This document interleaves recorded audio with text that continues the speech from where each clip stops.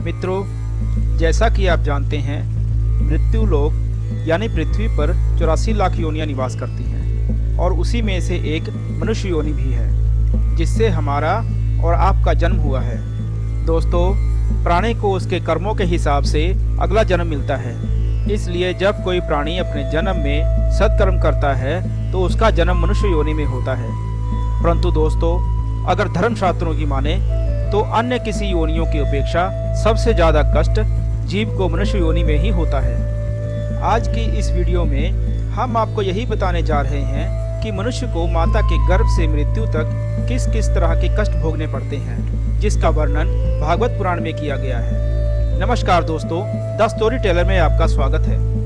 मित्रों, जब भी कोई प्राणी अपनी मृत्यु के बाद मनुष्य योनि में जन्म लेता है तो वह सबसे पहले ईश्वर द्वारा निश्चित मनुष्य के वीर्य कण के रूप में स्त्री के उदर में प्रवेश करता है।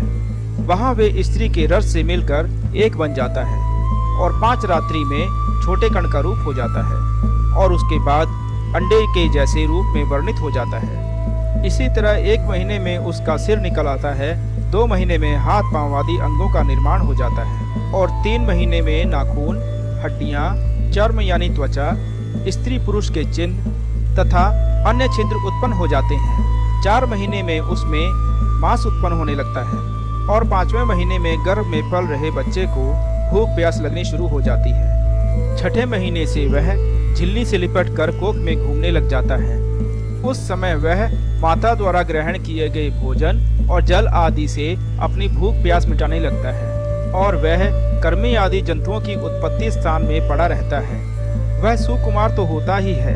जब वहाँ के भूखे कीड़े उसके अंगों को नोचते हैं तो अत्यंत पीड़ा के कारण वह क्षण क्षण बेहोश हो जाता है। इतना ही नहीं, माता द्वारा खाए गए कड़वे, तीखे, गरम, नमकीन, रूखे और खट्टे आदि पदार्थों का स्पर्श होने से उसके शरीर में पीड़ा होने लग जाती है। वह जीव माता के गर्भाशय में झिल्ली में लिपटा आंतों से घिरा रहता है। उसका सिर पेट की ओर और पीठ और गर्दन कुंडलाकार मुड़े रहते हैं। माता के गर्भ में मनुष्य पिंजरे में बंद पक्षी की भांति पराधीन और अंगों को हिलाने में असमर्थ रहता है। इस अवस्था में उसे दिव्य शक्ति प्राप्त होती है। इसके बाद उसे अपने पिछले जन्म के कर्म याद आ जाते हैं। फिर वो बेचैन हो जाता है और उसका दम घुटने लगता है। फिर 7वां महीना आरंभ हो जाने पर उसमें ज्ञान शक्ति भी पनपने लग जाती है, जिसकी वजह से वह एक स्थान पर नहीं रहना चाहता। तब इस शरीर से बंधा हुआ वह जीव अत्यंत भयभीत होकर दिव्य वाणी से कृपा याचना करता हुआ हाथ जोड़कर प्रभु की स्तुति करने लग जाता है, जिसने उसे माता के गर्भ में डाला है। माता के गर्भ में उपस्थित वह जीव प्रभु से यह याचना करता है कि हे प्रभु, माना कि मैं बड़ा अधर्मी हूँ, मैं बड़ा पापी हूँ, पर आपने जो यह गति दिखाई है मेरे ही योग्य है। मैं शरीर से रहित होने पर भी देखने में पंच भौतिक शरीर से संबंधित हूँ और इसलिए इंद्रिय गुण, शब्द आदि विषय और अहंकार का रूप जान पड़ता हूँ। इसके बाद भागवत पुराण में बताया गया है कि देहधारी जीव दूसरी देह अर्थात माँ के गर्भ में मल, मूत्र और रक्त के बीच घिरा रहता है। उसके पाचन रस की गर्मी से गर्भ में मौजूद जीव का शरीर अत्यंत गर्म होता रहता है। इन कष्टों के बारे में सोचते हुए जीव गर्भ से बाहर निकलने की प्रबल इच्छा लिए महीने गिन रहा होता है और भगवान से प्रार्थना करता रहता है कि हे भगवान, मुझ जीव को यहाँ से कब निकाला जाएगा।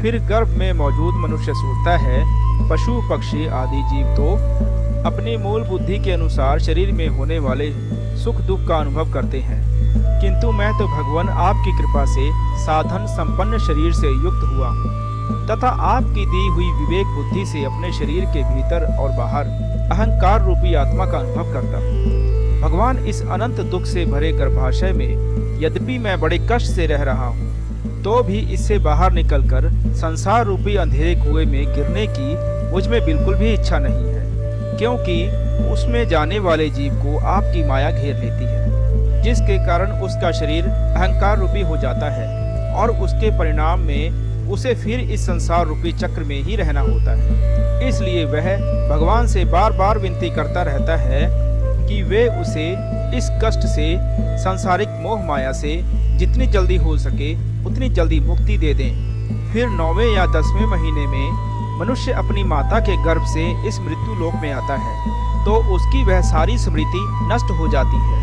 वह विपरीत गति को प्राप्त कर बार बार जोर जोर से रोने लग जाता है। फिर माता और पिता के द्वारा उसका पालन पोषण किया जाता है। शिशु अवस्था में जब मनुष्य को खाट पर सुला दिया जाता है तो उसे खटमल आदि कई कीड़े काटते रहते हैं, लेकिन तब वह शरीर को खुजलाने या हिलाने, उठाने अथवा करवट बदलने में भी सामर्थ्य न होने के कारण बड़ा ही कष्ट पाता है। उसकी त्वचा बड़ी कोमल होती है, इसलिए वह सिवाय रोने के कुछ नहीं कर सकता। इसी तरह मनुष्य बाल्य अवस्था के दुख भोग कर युवा अवस्था में पहुंचता है।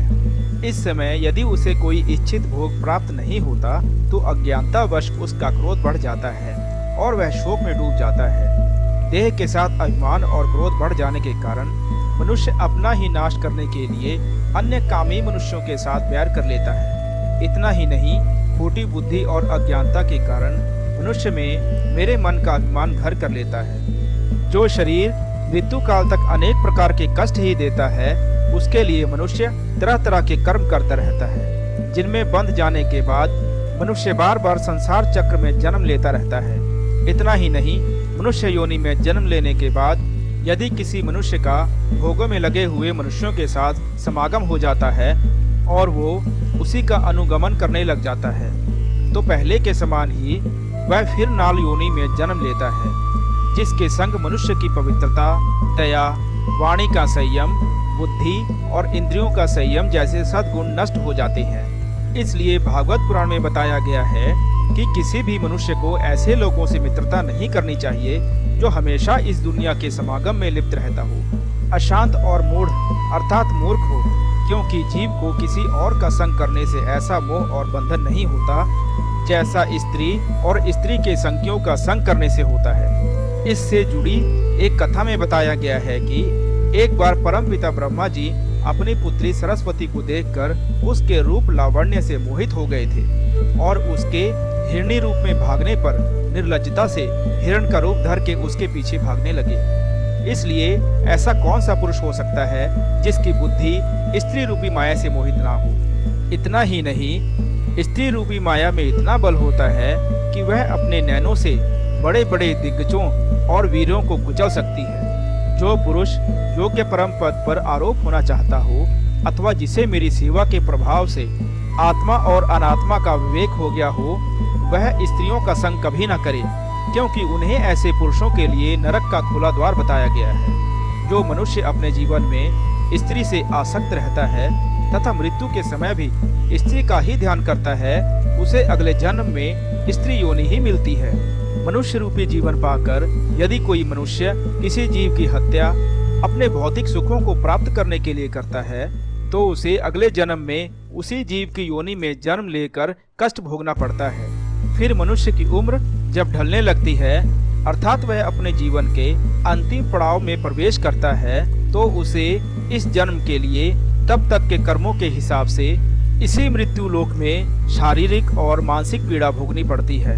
अर्थात जब कोई मनुष्य अपने माता पिता की सेवा नहीं करता या फिर उसे घर से निकाल देता है तो उसकी संतान भी बुढ़ापे में उसके साथ वैसा ही व्यवहार करती है जैसा उसने अपने माता पिता के साथ किया था। यह जीवन चक्र निरंतर चलता रहता है और जब फिर मनुष्य मृत्यु शैया पर होता है तो उसे माँ के गर्भ की तरह एक बार फिर से दिव्य शक्ति मिलती है। उसे अपने कई जन्मों के कर्म याद आ जाते हैं, जिसे जानने के बाद मनुष्य पुनः विलाप करने लग जाता है और भगवान से बार बार विनती करता है कि प्रभु, इस कष्ट रूपी जीवन चक्र से मुझे कब मुक्ति मिलेगी?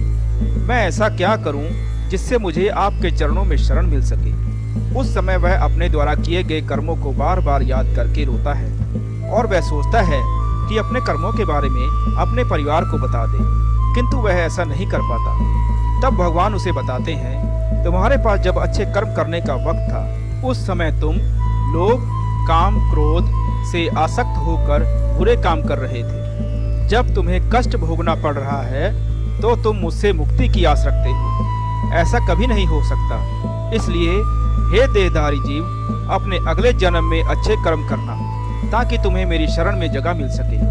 फिर उसके बाद यमदूत उसके शरीर से आत्मा निकाल कर ले जाते हैं और बच जाता है तो सिर्फ वह स्थूल शरीर। इसलिए मनुष्यों को चाहिए कि वह भगवान द्वारा दिए गए मनुष्य जीवन में अधिक से अधिक सत्कर्म कर जन्म मृत्यु के चक्र से खुद को मुक्ति दिला दें और सदा के लिए प्रभु चरणों में स्थान पा लें। तो दोस्तों, आपको ये वीडियो कैसी लगी नीचे कमेंट में जरूर बताइए। अगर ये वीडियो आपको पसंद आई है तो इसे ज़्यादा से ज़्यादा लाइक करें और शेयर करें और साथ ही चैनल को सब्सक्राइब करें ताकि आपको आध्यात्मिक और पौराणिक जानकारियाँ मिलती रहें।